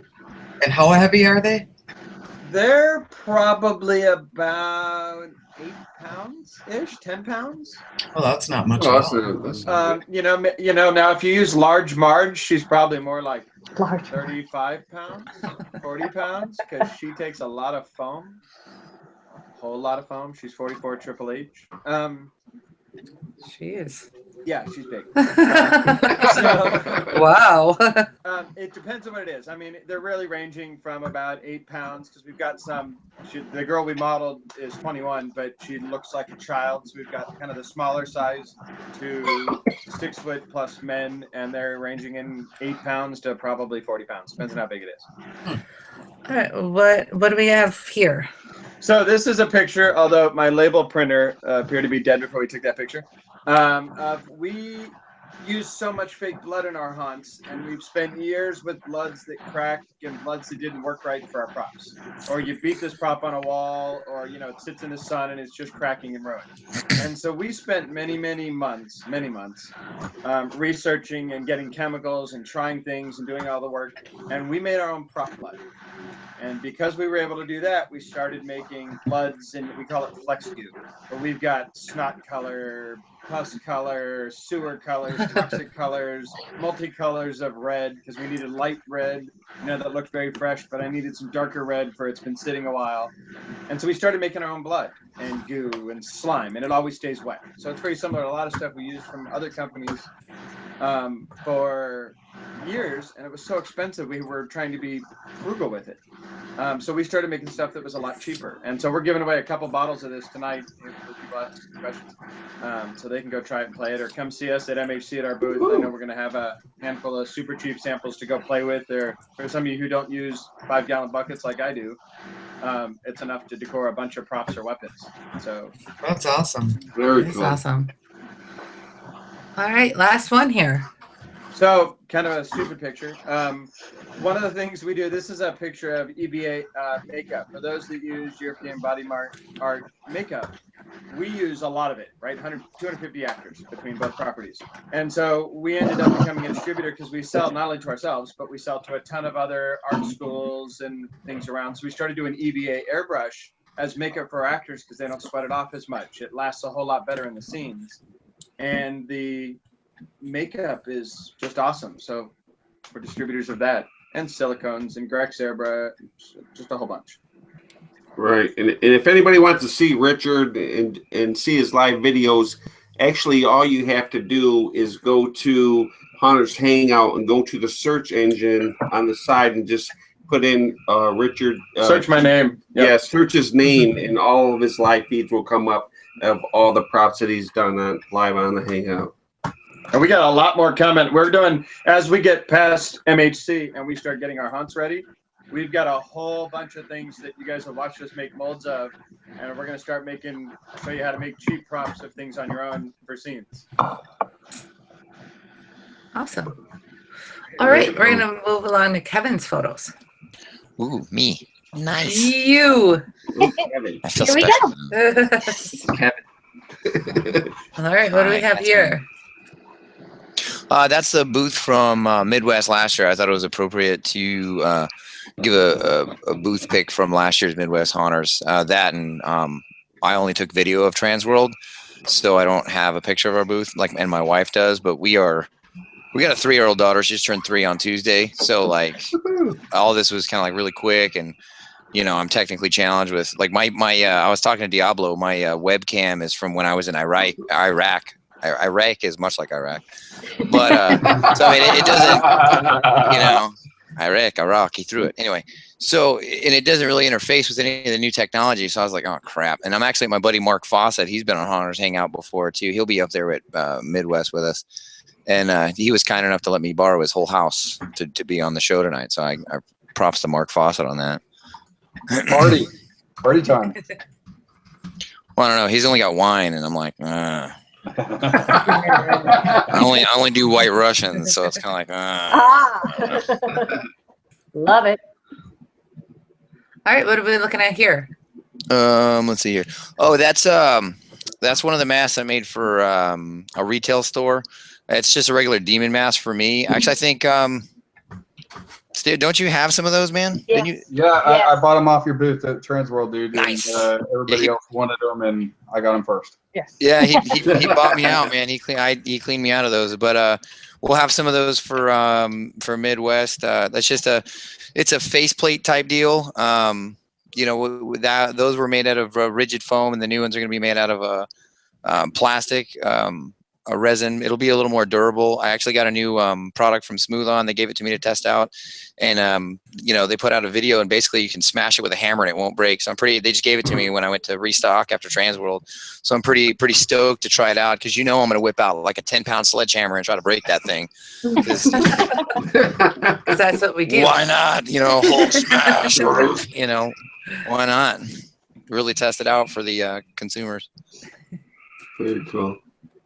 Here's a cool one. That is a cool one. Yeah, that's my witch doctor mask. That's actually the because I moved into silicone masks because I was like, everybody's making latex. I don't I personally, my eyes start to water wearing latex masks now, and so I kind of have slowly developed an allergy. We still make latex props, but yeah, so I switched to, I only do resin and silicone masks now. So that was my favorite sculpt of getting ready for Transworld. And I have, I do it in like a bunch of different colors. I do glow in the dark face plates, and the phosphorescent powder is impregnated into the resin as I cast it. It glows for 10 hours. It's a smooth on product because like Nightmare Makers, they have Brick in the Yard and Industrial Polymers, which I order from Industrial Polymers too. But they're down in Texas, whereas I have Smooth On right here in Orlando, Florida. So they're right around the corner, and they're super helpful, and they hook me up with all kinds of stuff. So like any of the resin stuff, I can fill it up with phosphorescent powder, and like, it's a great scare for City of St. Cloud. I built a haunt for them, and they use it, and then I use it in my haunt. That's probably the best scare because nobody sees it coming. It's a glow in the dark mask. You click on an ambient light and it scare the bejesus out of everybody. Nobody saw it coming. So it's pretty funny. That's awesome. Perfect. Question from Chris Wilhelson. Do you ever use UV paints? What's your favorite paint to use? I don't know. I mean, yes, I do, and no, I don't. All at the same time, I try to amalgamate. Fancy words, amalgamate. I try to. It's a fancy word. You got me. Wow. You got me. I was like, what? It's fun and educational. No, but I try to put as much of the paints that I utilize. I want it to be part of the piece itself, because a lot of you guys you buy a mask at one of the stores, with the Halloween stores or whatever, and you get it home and all the paint wipes off within like 2 days. Yeah. And I try to prevent that. So like even my metal powders, like I cast them like actual metal powder into the plastic so it doesn't rub off on you. But I use if I do have to, like I use Ignite paint, or it's Ignite pigmentation. And then there's a bunch of like Illuminite makes Ignite, UV stuff. Wildfire UV paint is really good. It's kind of pricey, but it's really good. I don't normally use it. Like I say, I try to mix my own paint with the actual fluorescent pigments.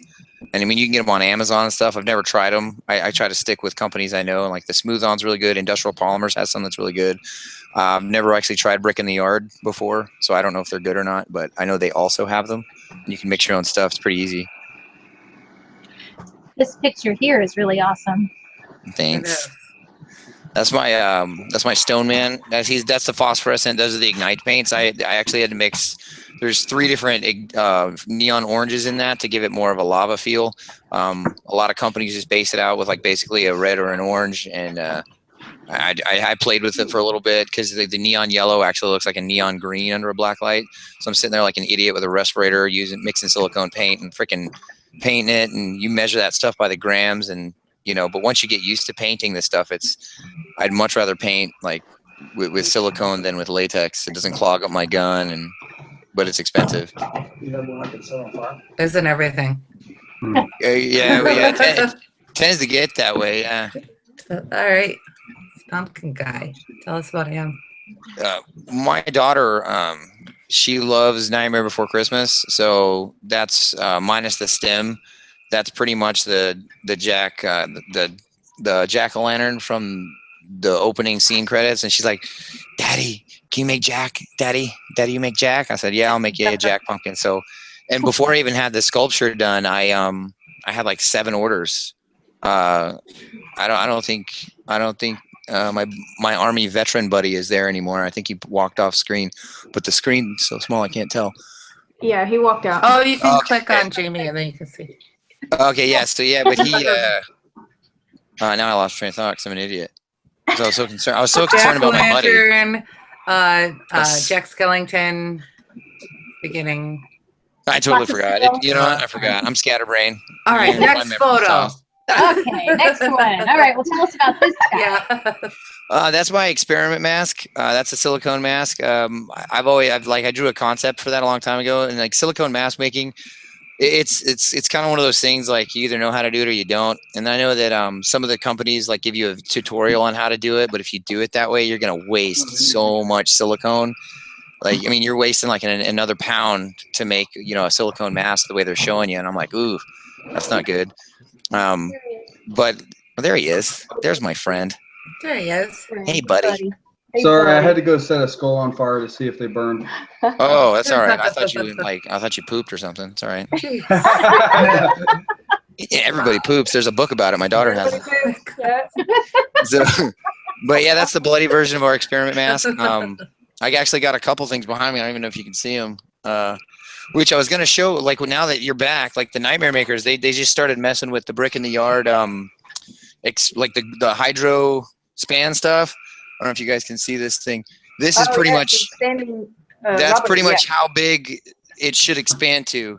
Yeah. So it's rather large, and this one's resin. So I brought that one especially for you guys because. Thanks, brother. Yeah, I knew you guys were like wondering how big it would get. Roughly that big. I probably should have held it up my head, but Yeah, you got a big head, so it probably wouldn't give me a good enough. No, I really don't. I'm standard issue, dude. 7 1/4. And I mean, I wish I had a large ego, but no. I'm kidding. All right. Anthony Lordigan would like to know what's your favorite mask you've made. Probably my the experiment mask. It moves really well. It fits really well. That's my, like, if I wear it, see, I like wearing silicone masks too. They don't bother me, but like we make a scarecrow mask I also like a lot, and it's a half mask, but it looks like a full mask, and we sold out at Transworld. So I don't really have any to display because I haven't had time to make any, because I mean, Transworld's a pretty, it's pretty intense because like it's one second you got like half of the aisle is completely full, and then next second there's nobody there. It's just banana pants crazy. So we're still trying to catch up. Like, so Midwest, I know I'm growing, like, you know, you guys are growing a skull. I'm growing a pumpkin, that little jack-o'-lantern guy. I'm growing him. So, and I'm actually growing him for my daughter. So can you make him bigger, Daddy? I'm like, yeah, I can make him bigger, honey. Melissa Paulson wants to know, are you going to have those jacks at MHC?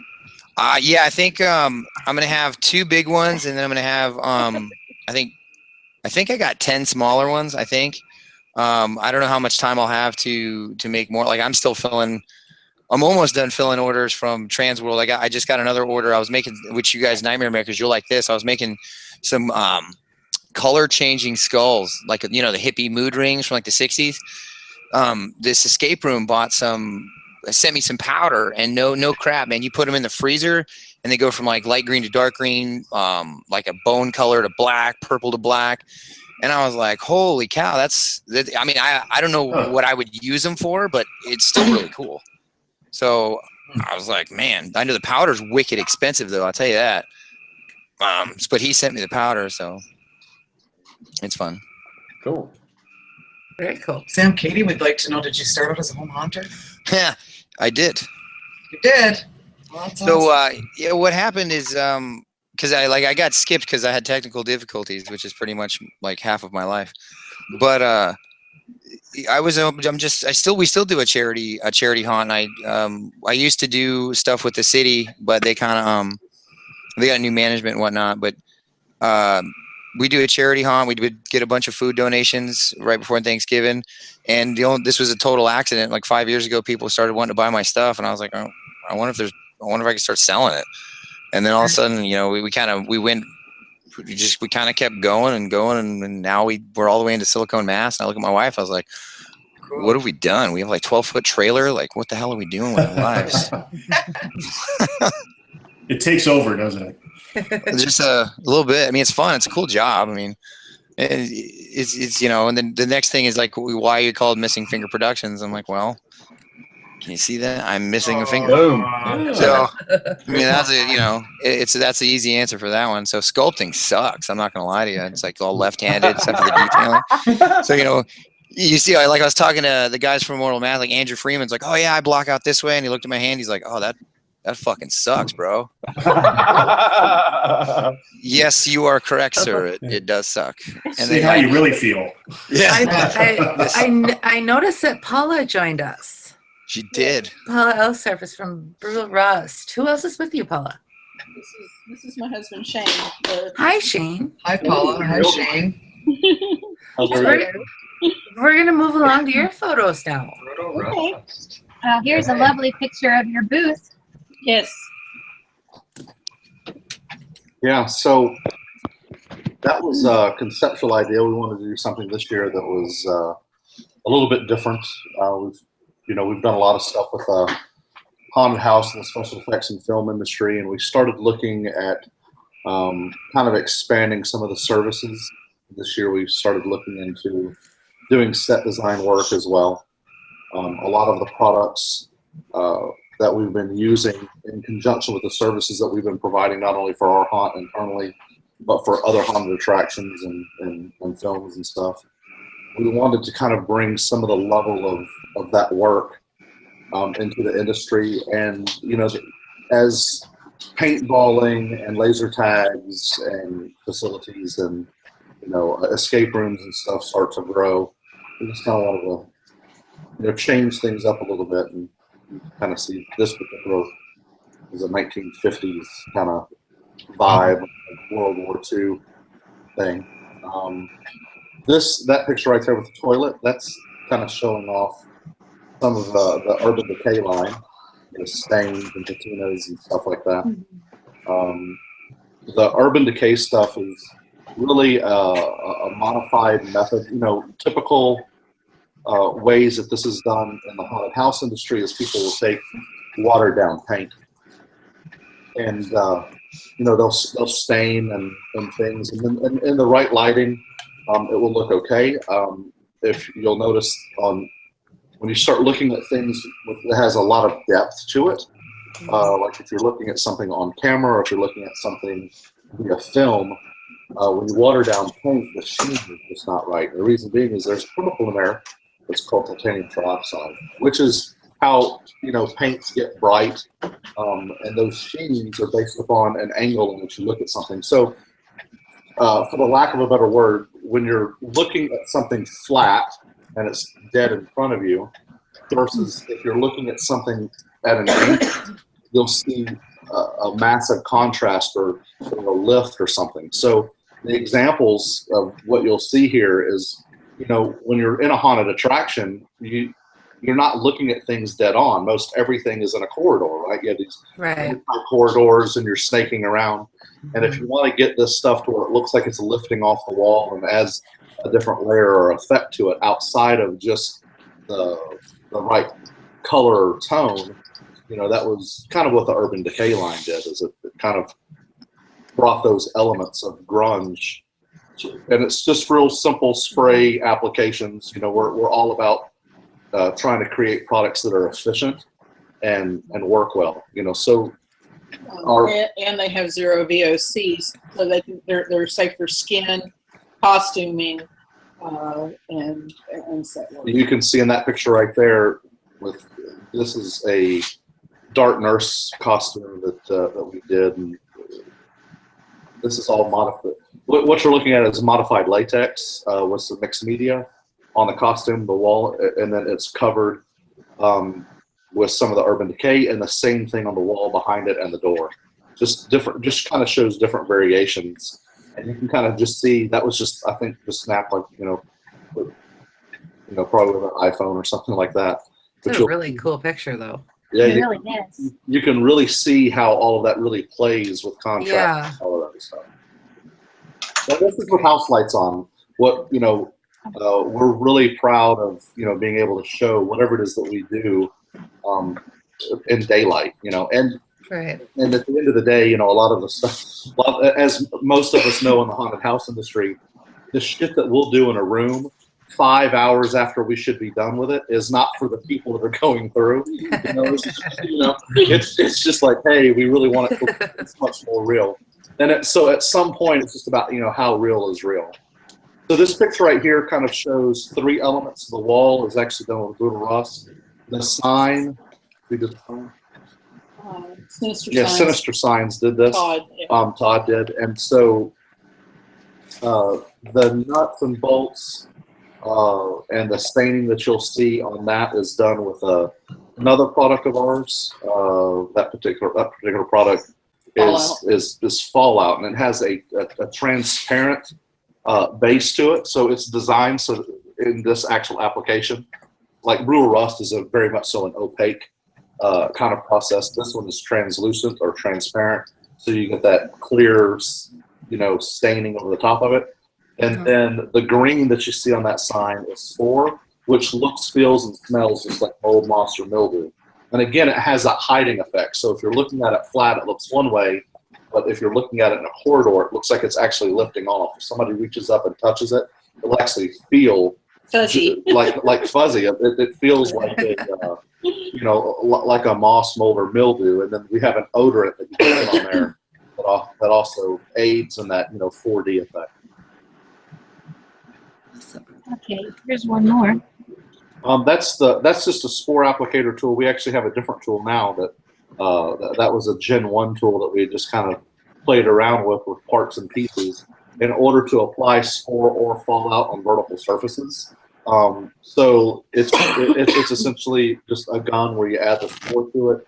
You'll stipple on wherever you want the emulsion or the outline of either the fallout or the spore to be.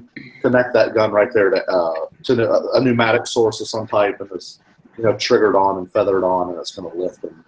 As I say, it looks almost like an airbrush on steroids. Right. Yeah, it's kind of what it is. It's just a way for us to really froth on top of vertical surfaces. Yeah, because that's always been a hard thing to do with the fallout or the spore. All right, one more. One more picture. Okay. This is an awesome picture. Oh, that is an awesome picture. So the awesome Stan Rogers there in the background, a huge fan of his. So this right here is another example of just set work that we do, but this was actually done in conjunction with the Urban Decay line mostly. So how we did that is we outlined the brick where we wanted the brick to be. I don't remember if this was done on like masonite or if that was done on like Luan or something. But I want to say it's masonite on these particular wall frames. So what we did is we just took masonite. We took like a magic marker and we outlined where we wanted the bricks to go. And then we went in and we marked off with a ruler the vertical and horizontal lines for the bricking. And then we went in with a blue, half-inch blue tape and marked it all out. And then we took drywall mud. And you can do the same thing with plaster or cementous material as well. But we just added the Urban Decay directly into the pigment, as pigment itself, into the mud. And then we just kind of, explain the reason. Plastered it on there. And the reason why we did that, as opposed to just like painting it afterwards, doing it and then painting it afterwards, is because if this is in a high wear area and it gets scuffed or scratched or whatever, if there's skiffs in it, it's going to be like day glow white. It's going to really, really show up.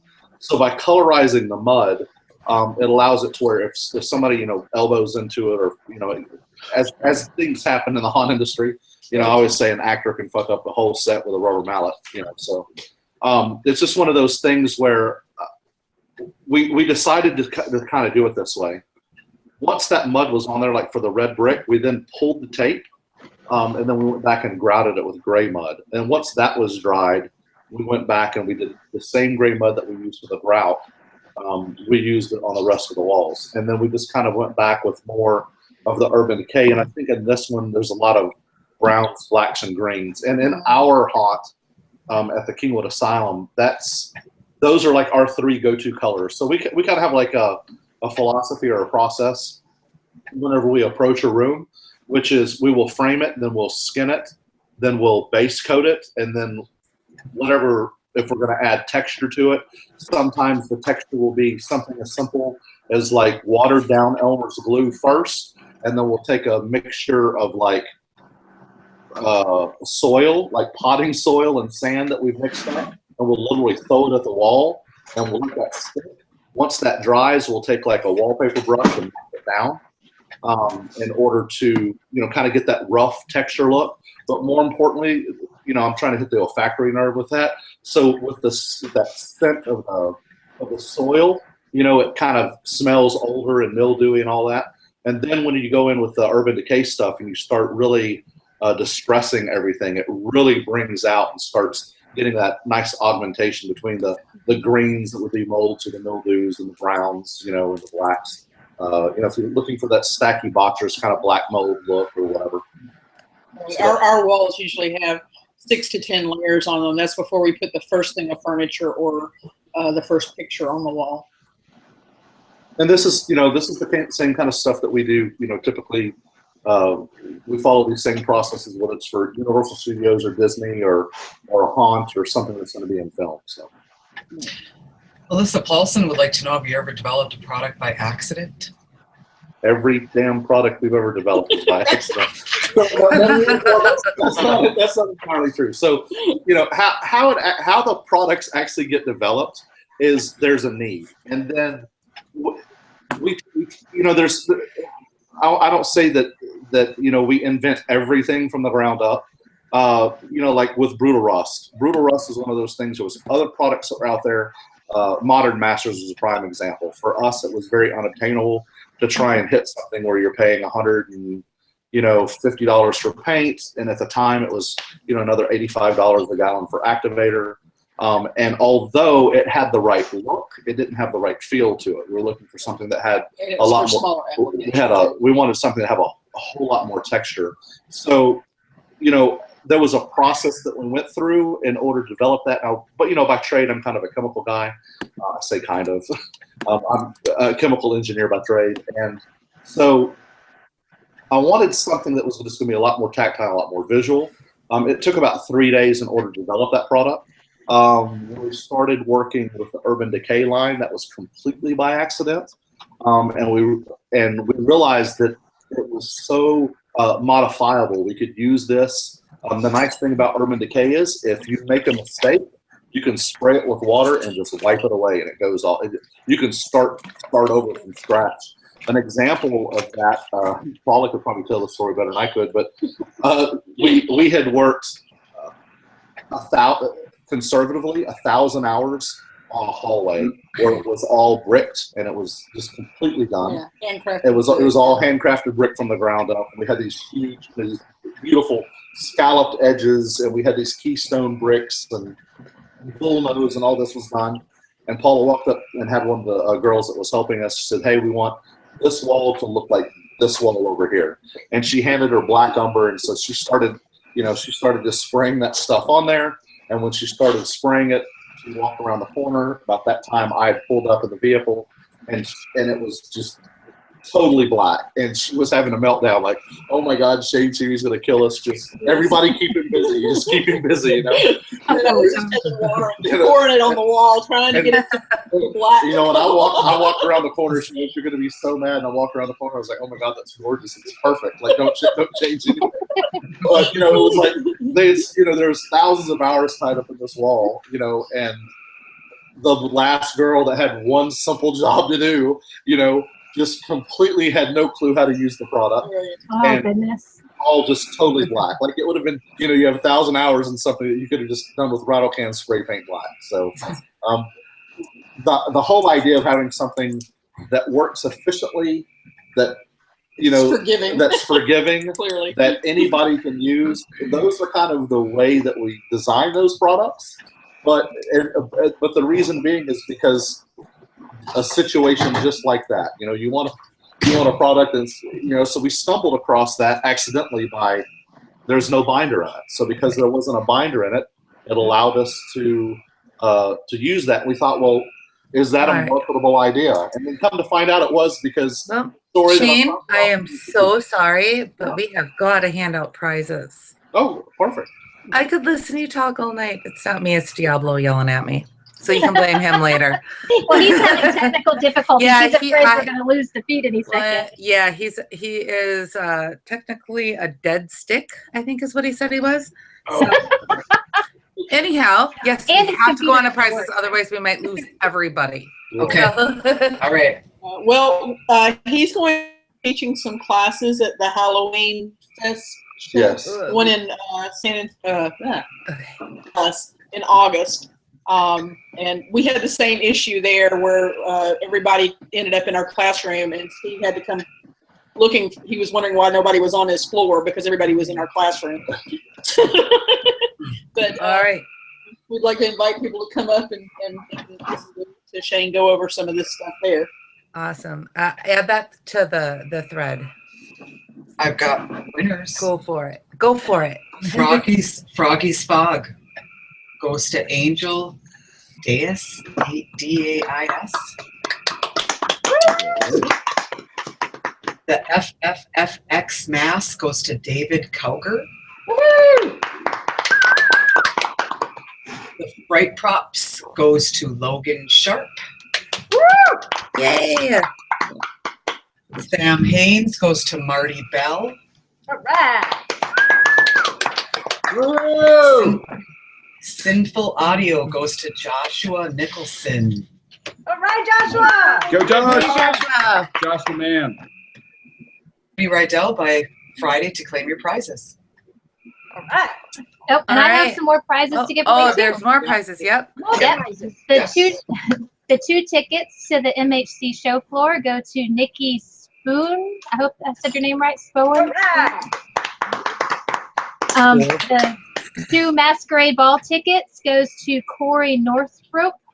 All right. I will see you there, Corey. The $50 gift card to Missing Fingers Productions goes to Chris Wilhausen. Lucky duck. Nice. Right.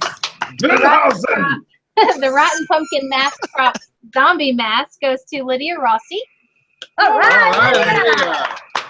The Pipe Wrench from Asylum Props goes to Steve Stockinger. All right, Steve. Cool. And then the 2 people that won the 32 ounces of Flex Goo Blood are Megan Larson and Melissa Polson. Oh, great. Awesome. Very Awesome. nice. So you guys also please check in with Julie Rydell by tomorrow evening to claim your prizes. Hey, Congratulations. for the prize they won from me, if you could just also, what was that? Wilhausen, as you said. Would you just go ahead and message me, man, directly. And I can tell you about all your different options that you have, whether you're coming to Midwest, save you some shipping, whether you want to add it to something else. So just message me through Missing Finger Productions on Facebook, and I'll hook you up the best way that'll suit your needs, man. I'm a pretty nice guy, I promise. All right. For the sneaky fingers, contact Diablo directly. The dead stick. So anyhow, thank you guys so much. It was a wonderful night. Thank y'all. A lot of problems. Yeah, thank you. So everybody else hear frogs and crickets in the background too? Yes. I don't know how to end this, so I'm just going to start waving and say bye. Bye, everybody. Have a good night, guys. Thank you for having me. And we're still live. Still live. We're trying to get the message to Jose